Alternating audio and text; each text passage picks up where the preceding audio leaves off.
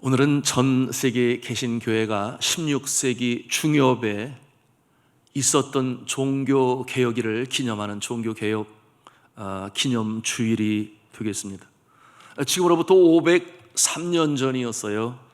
1517년 10월 31일 당시 독일의 수사이면서 비텐베르그 대학교 신학 교수였던 마르틴 루터, 대학교 예배당 정문에 로마 천주교의 신학적인 오류, 실천적인 잘못을 지적하는 95개의 조항을 써붙이게 되었는데, 이것이 종교개혁의 도화선에 불을 붙이는 역사적인 사건이 되었어요.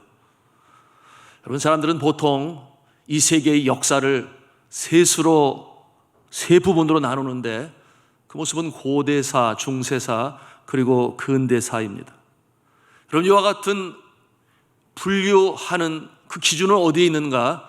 바로 이 교회사의 근거에서 그렇게 역사를 나누었으니, 여러분, 교회의 역사는 예수님 이 땅에 강림하셨을 때부터 590년까지를 고대 교회사라고 그래요. 그런가 하면 590년으로부터 1517년까지를 중세 교회사라 하고, 그리고 주후 1517년 이후 현대까지를 근세 교회사라고 합니다. 그런데 그 중에 이 중세 교회사, 주후 590년부터 1517년까지 약 1000년간의 이 기간을 Dark Ages 그렇게 불러요. 이게 무슨 말인가 하면 암흑의 시대 그렇게 불러요. 암흑의 시대, 어두운 시대. 거기는 그럴 만한 이유가 있었습니다. 여러분 아시는 대로 예수 그리스도께서 이 땅에 오시고 승천하신 이후에 오순절 성령 강림은 이제 교회의 탄생을 시작하게 되었으니, 여러분, 교회가 성장하고 복음이 증거되어질 때 로마 제국은 어느 시점부터 허락지 아니했습니다. 핍박과 박해가 이어졌으니 그와 같은 날들이 300년이 넘게 이어졌어요. 얼마나 힘들었는지 몰라요. 그러나 여러분 아시는 대로 로마 제국의 컨스탄티누스 대제, 그것이 주 313년이었습니다. 저의 어머니가 예수를 믿는 자였어요. 그러니 어릴 적부터 그 영향을 받은 저가 하나님을 경외하게 되었는데, 로마 제국이 분열되어 있는 상태에서 하나가 되는 일에 저가 전쟁을 치르게 되고, 그날 밤 꿈속에 하나님께서 나타나시니 그 성호, 사용하기를 원하는 그 글자로 휘장을 만들고 전쟁을 하게 되니 승리하게 되어 저가 대승을 이루고 로마를 평정하는 대제가 됩니다. 컨스탄티누스 대제. 그래서 주 313년에 저가 기독교를 박해하는, 핍박하는 일에서 중단시키고 기독교를 하나의 종교로 인정을 했어요. 그리고 나서 380년에 네오도시우스라고 하는 황제가 지병을 가지고 있었으니, 고질병을 가지고 있었어요. 치료가 되지 않는데 저가 치유함을 받습니다. 그러니 그 마음에 어떤 확신이 오게 되었는가? 하나님께서 치유하여 주셨다, 하나님께서 나의 병을 고쳐주셨다라고 하는 확신을 갖게 되니 그때로부터 이제 기독교는 로마의 국교가 되어집니다. 여기까지는 참 좋았어요. 그런데 세월이 가고 시간이 흘러가면서 교회가 이처럼 물질적으로 풍요해지게 되고, 그 다음에는 교회의 발언권이 점점 강화되어지는 가운데, 여러분, 교회는 원치 않는 초대교회의 순수성이 사라지고, 그야말로 세상이 추구하는 이세계 자랑, 육신의 정욕, 안목의 정욕, 그와 같은 모습으로 교회가 변질되게 되니 초대교회의 그 순수성이 사라지게 되었습니다. 이와 같은 동기를 마련하게 된 것은 어떠한 내용이었는가? 교회가 이 황제의 비호를 받게 되니 물질적으로 풍요해졌습니다. 권세가 강화되었습니다. 또한 신앙 외의 외적인 요소들이 교회 안에 들어오게 되면서 순수성을 잃어가기 시작했어요. 교황의 권세가 하늘을 찌를 듯해서 로마 황제보다 더 높은 자리를 점령하게 되니 황제의 권위까지 짓누르게 되었어요.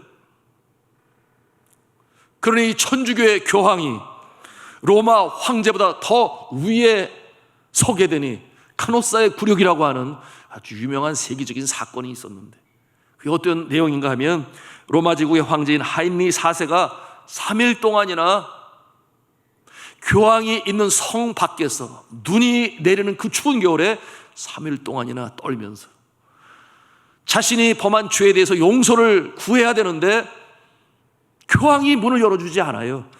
그와 같은 사건이 있었습니다. 그런가 하면 교황 이노센트 3세 시기에 교황권의 전성기였는데요, 어느 날 이 교황이 교황청에서 창을 통해 밖을 보니 이 말수레들이 꼬리에 꼬리를 물었는데 각 지역에서 교황청에 보내는 이 곡물을 싣고 오는 이 마차들이 끝이 없이 줄을 선 거예요. 그 모습을 바라보면서 곁에 있었던 당시 이 로마 천주교의 대신학자인 토마스 아퀴나스라고 하는 분이 있는데, 그분에게 뭐라고 말을 했는가 하면, 이제 우리에게는 은과 금이 없었던 그 시대에 은과 금이 없거니와라고 하는 그 말은 사라지게 되었습니다. 이렇게 물질이 풍요하게 되었습니다. 그렇게 말을 했어요. 여러분, 이게 무슨 말이겠습니까? 베드로와 요한이 기도 시간에 성전에 기도하러 올라가다가 위문에 앉아있는 중풍병자를 만나지 않았어요? 저가 하루 벌어 하루 먹어 사는 비참한 신세인데 항상 사람들에게 구걸을 하지 않았겠습니까? 베드로와 요한을 바라보면서 무엇을 구할까 여겨 바라보거늘, 그때 베드로와 요한이 내게 금과 은은 없거니와 그렇게 말을 했죠. 청변하게 살아가는 그 모습, 내게 은과 금은 없거니와 그러나 내게 있는 것으로 내게 주노니 나사렛 예수의 이름으로 명하노니 일어나 걸으라, 그렇게 명령할 때에 하나님의 놀라운 기적의 역사가 나타나고 저가 걷기도 하고 뛰기도 하면서 성전 안으로 들어가며 하나님을 찬송했다 그랬는데, 내게 은과 금은 없거니와 그와 같은 시대는 지났습니다. 교황이 그렇게 말을 한 거예요. 왜? 그처럼 물질이 풍부하니까. 그때 토마스 아퀴나스 이 신학자가 뭐라고 애둘러 말을 했는가 하면, 우리에게 은과 금은 없거니와라고 말이 사라진 것처럼 우리에게 예수의 이름도 사라졌습니다. 그런 말을 했어요. 이게 무슨 뜻이겠습니까? 은과 금은 없어도 예수의 권능이 있어야 교회가 교회다운 모습으로 서는 것인데 예수 그리스도의 권능이 사라졌다. 왜? 너무나 많은 물질적인 풍요 때문에, 그 권세 때문에 교회가 거룩성을 잃어버리고 경건성을 잃어버린 그 당시 로마 천주교의 모습을 그렇게 애둘러 표현했던 것이에요. 여러분, 교회가 물질적으로 부유하게 되자 이 성직자가 되고자 하는 사람들이 많아졌어요.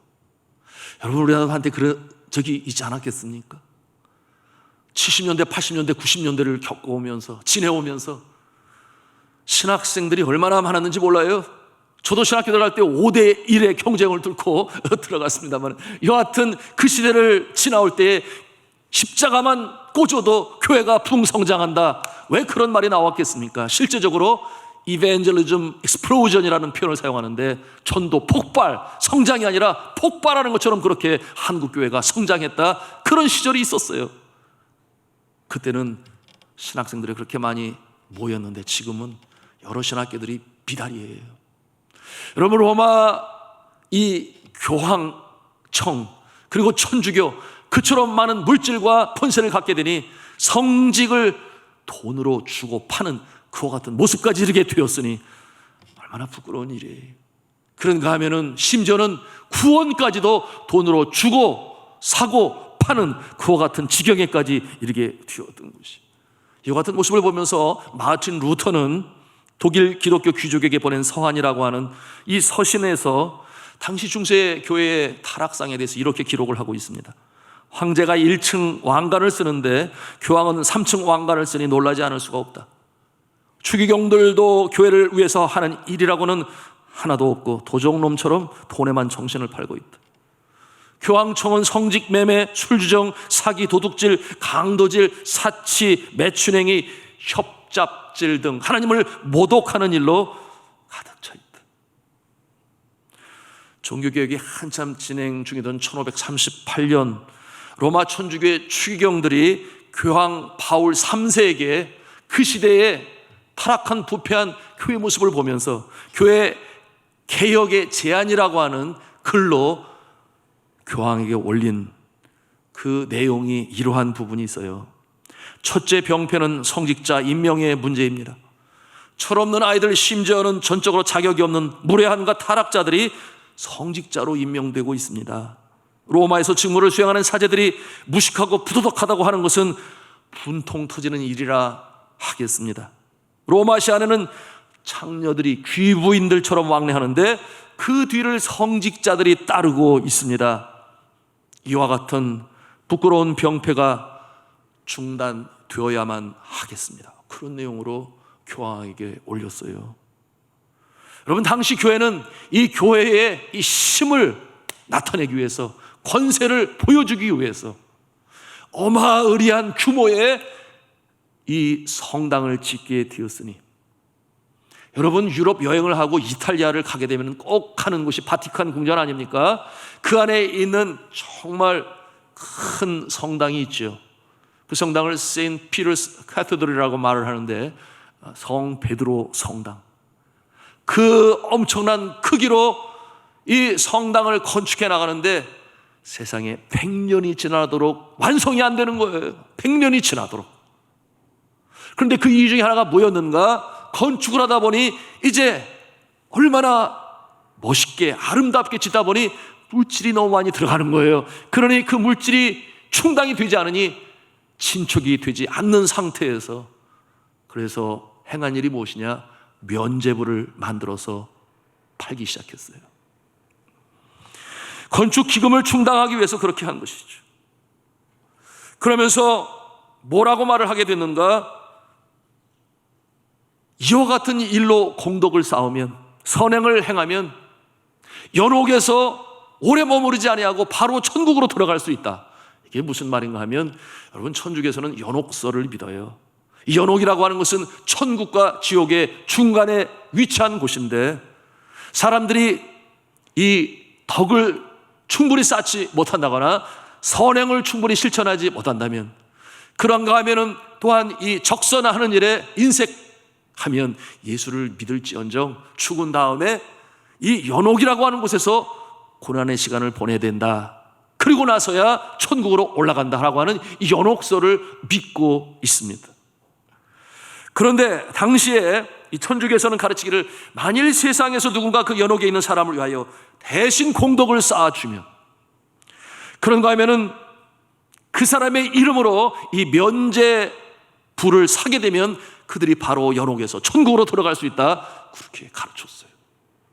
그런가 하면은 이 면죄부를 사게 되면은 이 땅에 살다가 이 세상 떠날 때 연옥을 거치지 않고 바로 천국으로 들어갈 수 있다. 또한 그렇게 가르쳤습니다. 이처럼 면죄부를 파는 일이 온 유럽에 횡행하였으니 이 수사들이 면죄부를 팔면서 어디까지 오게 되었는가? 독일에까지 들어오게 되었어요. 그리고 이 마르틴 루터가 살고 있는 비텐베르그, 바로 그 지방에도 오게 되었고, 면죄부를 사라고 이 시민들을 선동하게 되니 그것을 바라보는 이 마르틴 루터의 마음이 너무나 힘들었습니다. 너무나 안타까웠어요. 왜냐하면 그것은 비성경적인 것이기 때문에. 왜 이렇게 성경에 없는 모습으로 이렇게 행해야 되는가? 그것이 그에게 너무나 힘들었어요. 그래서 이 마르틴 루터는 95개 조항, 바로 이 로마 천주교의 이와 같은 모습에 항의하는 내용의 조항을 만들어 비텐베르그 이 대학교의 예배당 그 문에 붙였던 것입니다. 그리고 그 내용들에 대해서 뭐라고 저가 요청을 했는가? 공개 논의를 하자. 자신이 주장하는 이 성경적인 가르침이 틀림이 없으니 공개 논의를 하자, 이렇게 요청을 했는데요. 오늘날 시대로 말하면 이 모습이 뭐겠습니까? 소위 끝장 토론이라고 여러분 들어보셨어요? 끝장 토론. 가는 데까지 한번 해보자. 이와 같은 확신을 가지고 95개 조항을 붙였던 것입니다. 그날이 바로 1517년 10월 31일, 지금부터 이제 503년 전 일인데요. 여러분, 이 일을 통해서 이 마틴 루터는 큰 어려움을 겪게 됩니다. 로마 교황청으로부터 수사 직분을 박탈당하게 되고 교황으로부터 파면당하게 돼요. 그런데 하나님이 살아계신 것이죠. 교황의 파면에도 불구하고 마르틴 루터 편에 서 있는 자들이 있었으니 그들 가운데는 독일의 제후인 프리드리 3세를 필두로 독일의 영주들이 이 마르틴 루터 편에 섰어요. 그래서 저들이 어떠한 일을 하는가? 보름수라고 하는 국회가 있는데 로마의 황제 그리고 이 교황청의 교황이 참여하는 커다란 국회요 종교회의인데 거기에서 이 마르틴 루터가 자신의 입장을 표명할 수 있는 그와 같은 기회를 마련하는 일에 성공합니다. 그리하여 1521년 3월 6일에 당시 황제인 카를 5세는 신변의 안전을 보장하겠다 이렇게 해서 초청장을 마르틴 루터에게 보내게 됩니다. 그러나 이 황제의 안전 보장은 믿을 만한 것이 못 되었어요.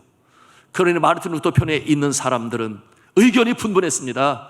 가야 되느냐 말아야 되느냐 가면 죽을지도 몰라 이와 같은 의견으로 분분했을 때에 그 선택의 결정의 몫은 마르틴 루터에 있다 이렇게 결론을 내리게 되었으니 여러분 그와 같은 상황에서 이 마르틴 루터는 주의 권고를 물리치고 단호하게 이 보름스를 향해서 출발을 했습니다.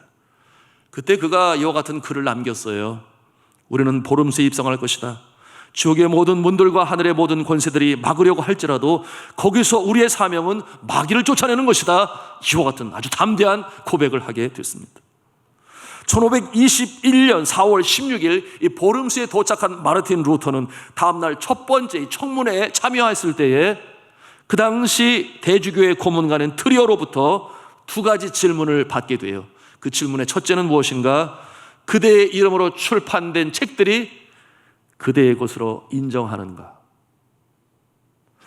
제가 그 비텐베르그 대학 교회 정문에 붙인 내용이 포함되어진 그와 같은 내용이 담겨진 책들 당신이 썼는가? 그렇게 묻는 질문. 두 번째는 어떠한 질문이었는가?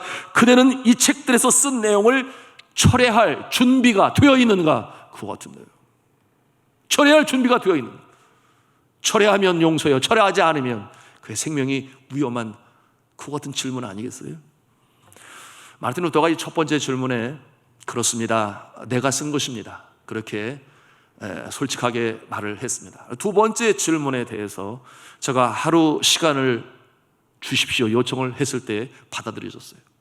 그래서 하루가 지난 4월 18일 마르틴 루터는 담대히 황제 앞에 서게 되었습니다. 그리고 저가 이제 뭐라고 대답을 했는가? 성경의 증거함과 명백한 이성에 비추어 나의 유죄가 증명되지 않는 이상 나는 교황과 교회 회의의 권위를 인정하지 않겠습니다.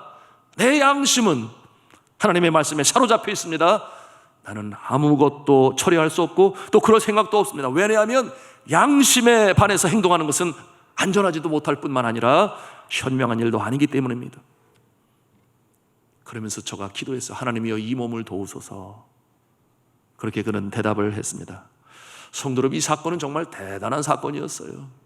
그래서 영국의 역사학자인 이 토머스 카일라일은 루터가 이 보름수 국회에서 죽음을 무릅쓰고 출두한 일을 유럽 역사상 최대의 장면이다 그렇게 평가했어요. 그런가 하면 보름수 회의에서 자신의 주장을 철회하지 아니하고 말하는 그 장면은 인류의 근대의 역사에서 가장 위대한 순간이라고 그렇게 평가했습니다.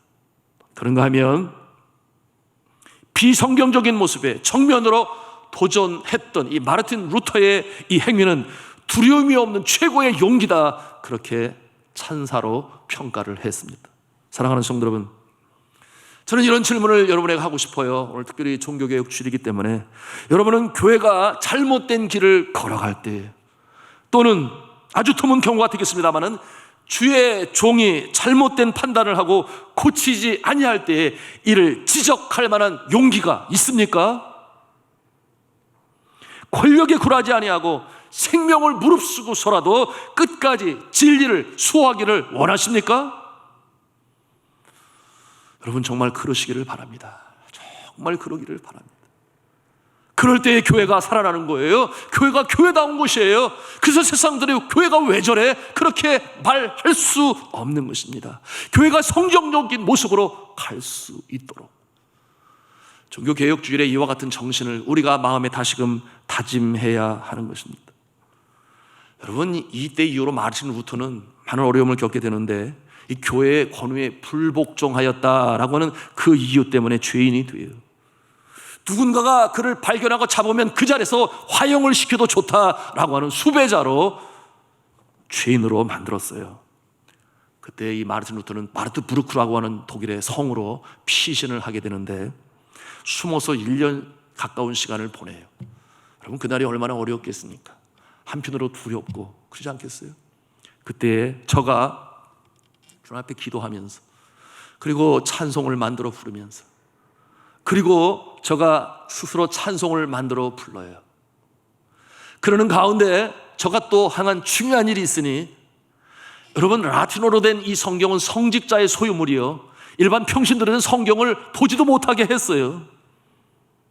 그런데 그의 마음에는 성경은 누구에게나 볼 수 있어야 된다, 그런 마음을 갖고 있었으니 라틴어로 된 성경을 이제 독일어로 번역하는 일로 매진하면서 그 1년을 보내게 되었습니다.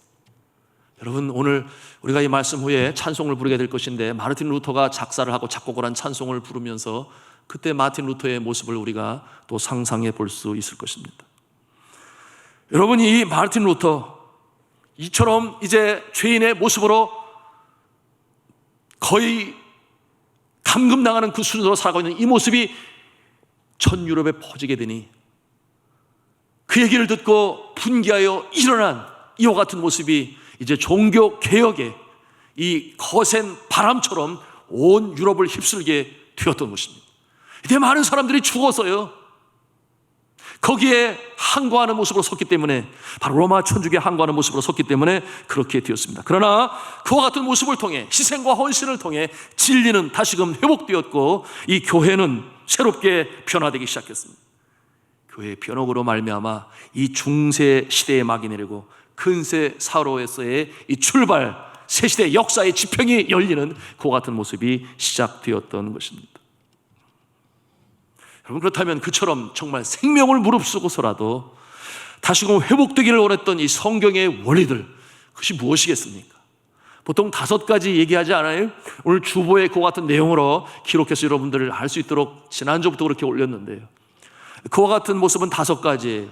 오직 성경, 오직 믿음, 오직 은혜, 그런가 하면 오직 그리스도, 그리고 오직 하나님께 영광을, 이와 같은 내용인데요, 오늘 이 시간에 시간이 짧아 다 나눌 수는 없지만 그 중에 첫 번째로 등장하는 이 3가지를 함께 나누고 또한 우리의 마음에 다짐하기를 원합니다. 그 첫 번째 중요한 영적 진리는 무엇인가 하면, 우리 같이 한번 한 음성으로 따라서 하겠습니다. 오직 성경. 오직 성경, 솔라 스크립투라, 라틴어로 그렇게 말하는데 오직 성경. 왜 그랬는가 하면 당시 로마 천주 교회가 이 성경 위에 권위가 있으니 교회다, 그렇게 말합니다. 성경 위에 교회에 권위를 두었어요. 그러니 왜 그와 같은 논리를 갖게 되었는가? 성경이 성경으로 되게 된 것은 교회가 결정하였다. 그러니 교회가 성경보다 권위가 더 높은 것 아니냐, 이와 같은 논리를 펼쳤어요. 그렇기 때문에 이 교회의 권위를 가지고 이 성경을 일반인들이 보는 것도 허락지 아니했습니다. 여러분, 성경에서 말하고 있는 어떠한 중요한 진리들을 마르투트는 잘 알고 있었으나 일반 성도들은 굳이 알아야 할 필요가 없다. 그러니 성경이 번역되지 못하게 했었고 번역한 자를 화형에 처하는 그와 같은 일도 있었어요.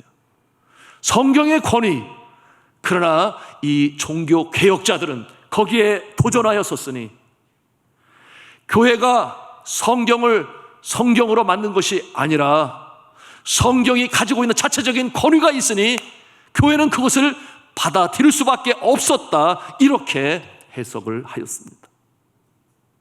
성경은 하나님의 감동으로 된 것으로, 성경의 말씀이 아니고서는 교회도 세상도 어떠한 성도들의 모습도 그것은 잘못된 모습입니다. 성경의 권위를 강조했던 것입니다.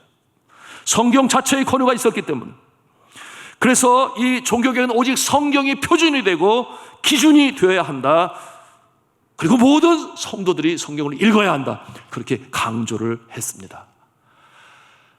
여러분, 이 종교개혁 시대에 이 성경은 이 성직자들의 전유물이었지 이 일반 성도들에게 주지 아니했습니다.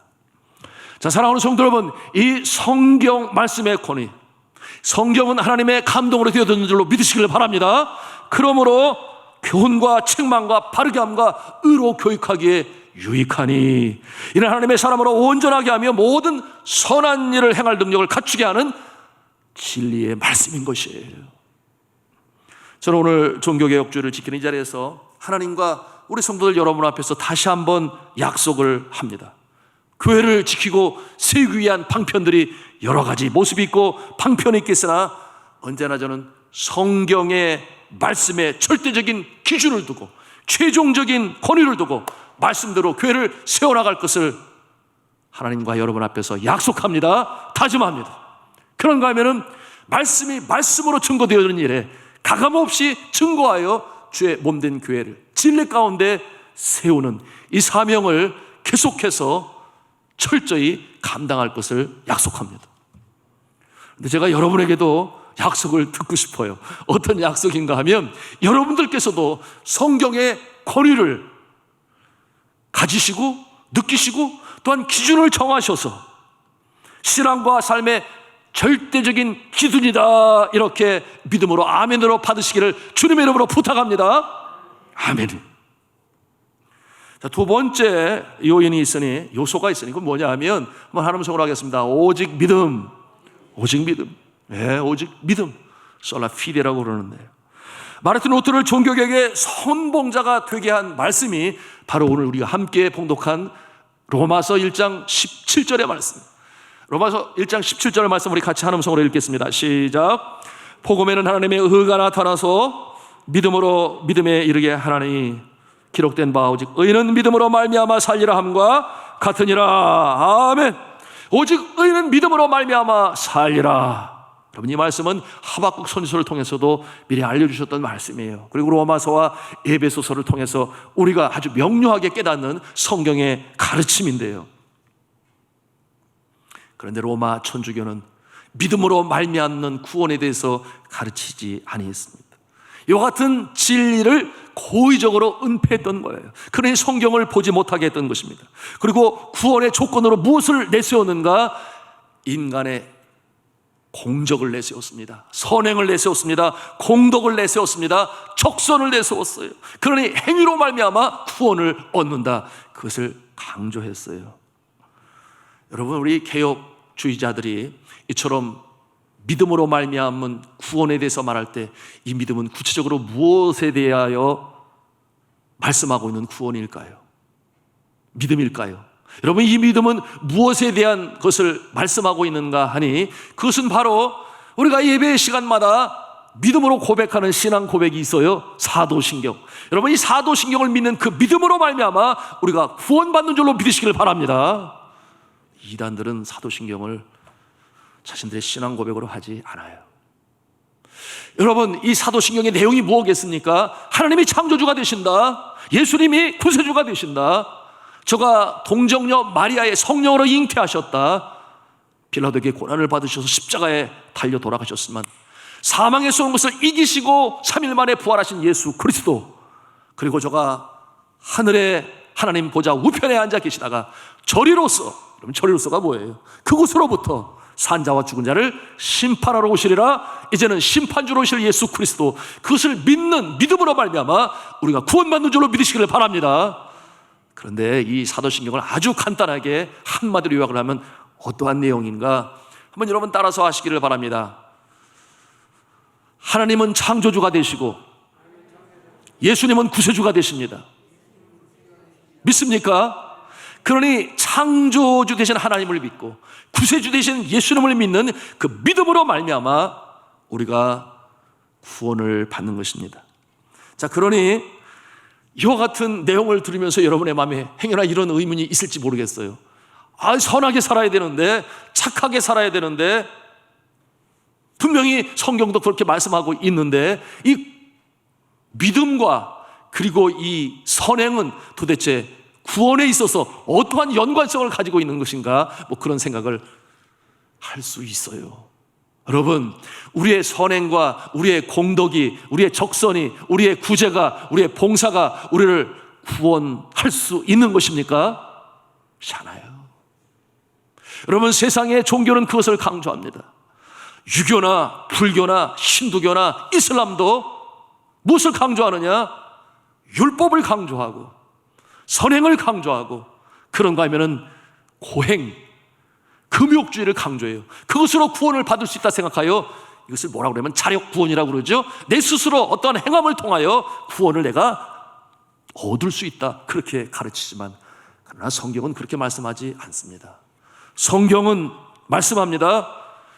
우리가 선행으로 구원을 받는 것이 아니라 우리가 구원 받았을 때 성령이 우리 안에 내주하시니 구원받은 자의 결과의 모습으로 선을 행하고 구제를 하고 봉사를 하고 사랑으로 베푸는 줄로 믿으시길 바랍니다.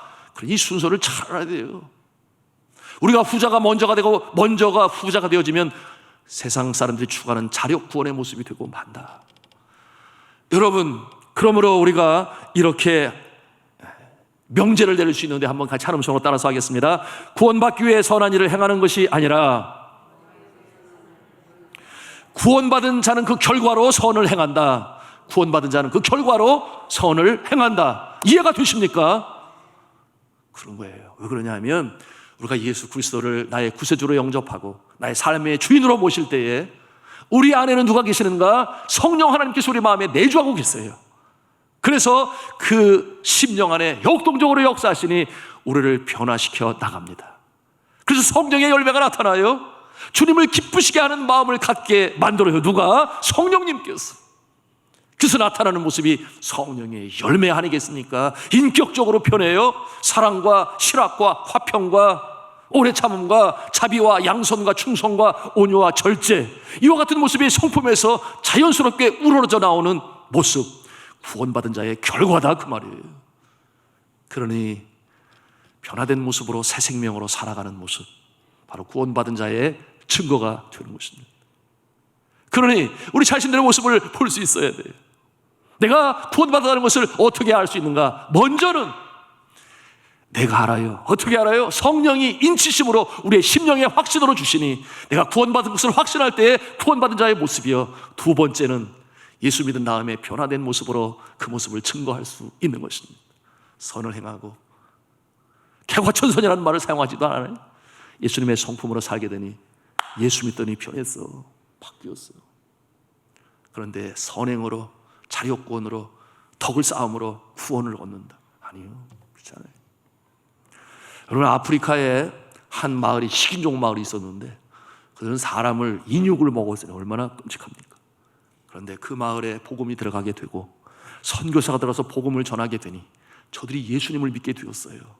그리고 성경 말씀을 읽으면서 이것이 진리구나 하는 것을 깨닫게 되니 변화가 시작이 되었습니다.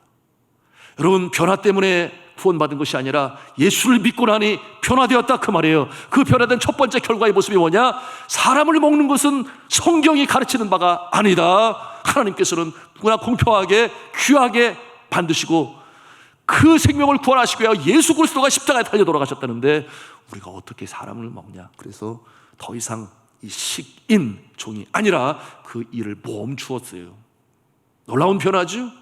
이것이 고래 한 단편인데 어느 날 백인 상인이 아프리카에 무슨 돈벌이 될 만한 곳이 있나 해서 그곳에 가게 되었는데 그 마을에 들어가게 되었어요. 그런데 나이도 지긋하시고 신체도 건장하신 이 아주 위풍당당한 한 분이 앉아서 성경책을 보고 있는 거예요.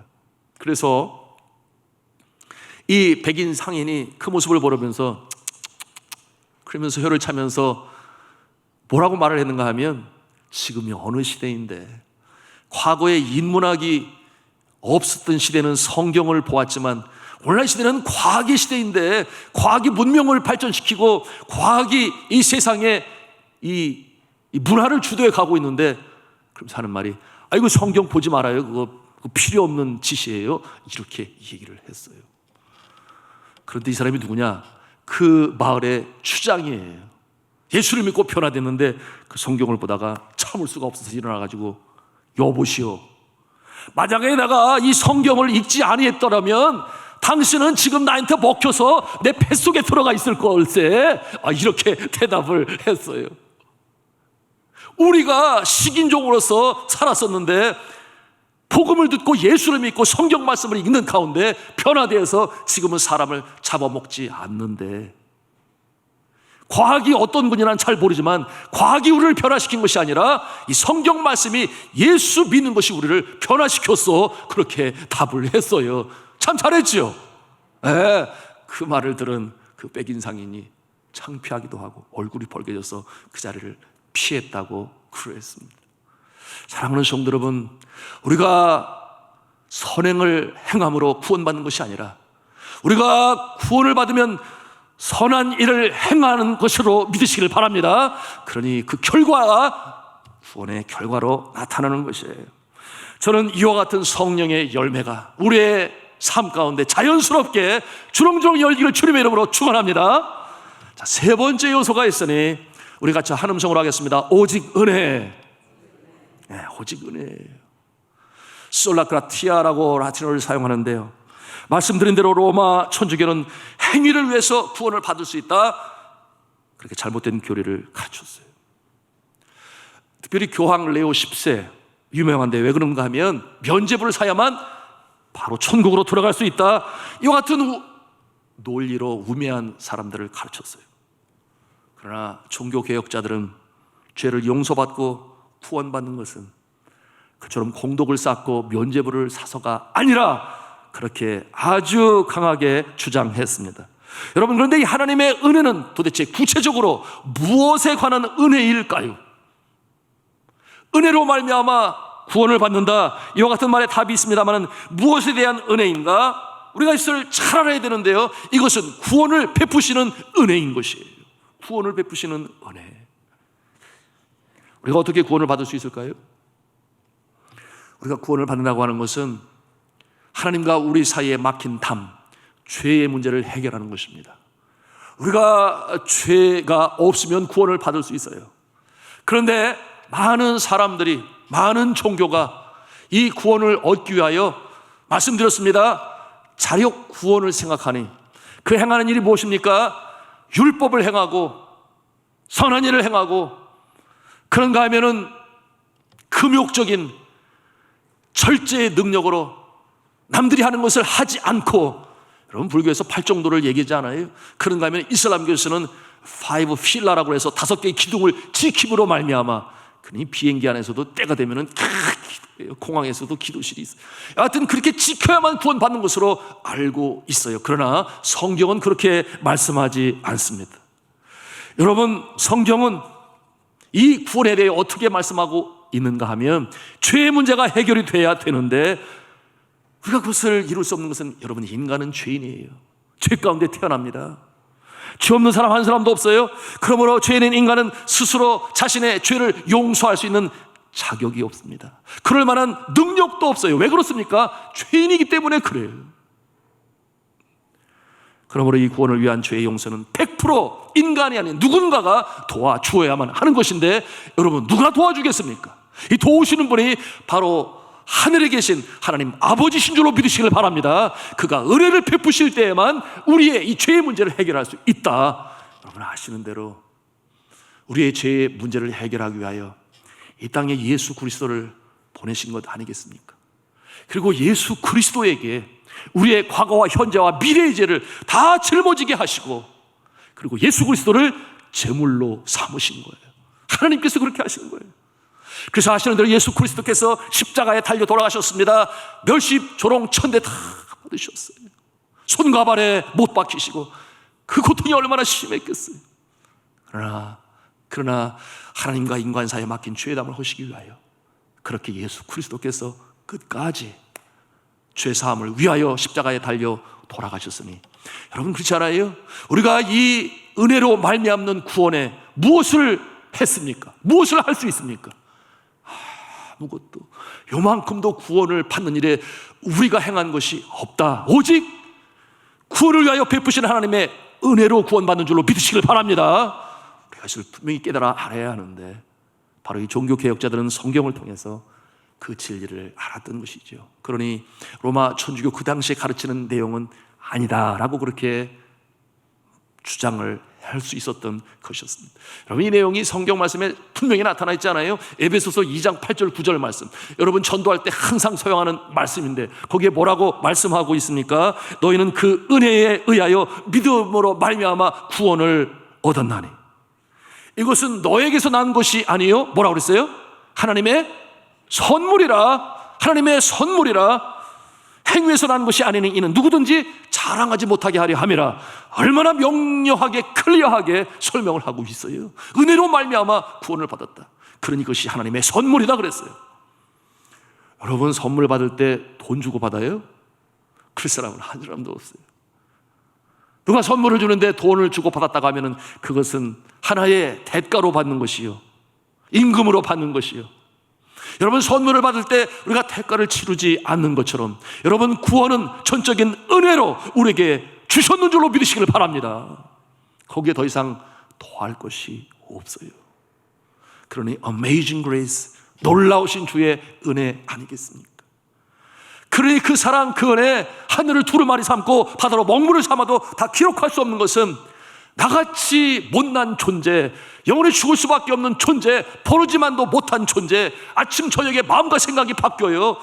선하게 산다고 하지만 그러나 스스로 알지도 못하는 가운데 부지부식간에 죄를 범하는 이 불완전한 존재, 그러나 이와 같은 연약한 모습을 예수 그리스도께서 다 끌어안으시고 대신 제물되어 죄의 문제를 해결하여 주셨으니 그 사랑이 너무나 크고 놀라운 것이죠.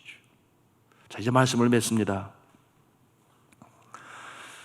사랑하는 우리 성도 여러분, 우리는 이 믿음에 있어서 항상 영적으로 민감할 수 있어야 돼요. 매사에 성경의 말씀에 비춰보고 물어볼 수 있어야 됩니다. 우리 교회는 제대로 가고 있는가?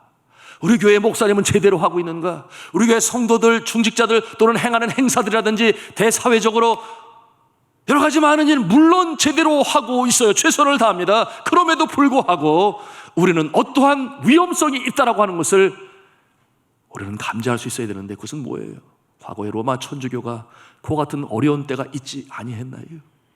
그와 같은 모습을 바라보면서 우리는 늘 말씀에 비추어 볼 수 있어야 하고, 서로 잘못된 곳으로 간다고 하면 바로 잡아서 똑바로 세워서 정말 이 종교개혁자들의 정신을 가지고 계승을 이어받아 말씀의 기준을 두고 표대로 삼아 하나님 기뻐하시는 교회로 정진해 나가시는 일, 귀하게 쓰임받으시기를 주님의 이름으로 축복합니다. 그러므로 교회가 이 시대에 손가락질을 받지 아니하고 교회가 왜 저래? 그런 것이 아니라 경건이 능력이 되고 거룩이 능력이 되고 타락한 이 세상에 도덕적으로, 영적으로, 윤리적으로 똑바로 서서 교회를 함부로 말하지 아니하고, 교회를 볼 때에 죄지은 마음에 죄책감이 들어 찔림을 받아 내가 교회 나가야 돼, 이와 같은 모습으로 똑바로 서야 되는, 그것이 바로 이 초대교회의 모습이요. 여러분, 그러니 이 종교개혁이라고 하는 것은 새로운 장, 새로운 출발을 이룬 것이 아니었어요. 그 모습은 어떠한 모습이었느냐? 다시금 초대교회로 돌아가서, 성경으로 돌아가서 말씀이 회복되어지는 모습이 되니, 여러분, 오늘날 이 시대의 코로나로 인하여 우리 한국교회가 다시금 새롭게 개혁되지기를 바라고 있는데, 이 종교개혁의 정신을 이어받아서 하나님을 기쁘시게, 교회를 건강하게, 이웃을 따뜻하게, 가정을 행복하게, 이와 같은 일로 귀하게 쓰임받고 승리로운 복된 인생으로 살아가시는 저 여러분 다 되시기를 주님의 이름으로 축원합니다.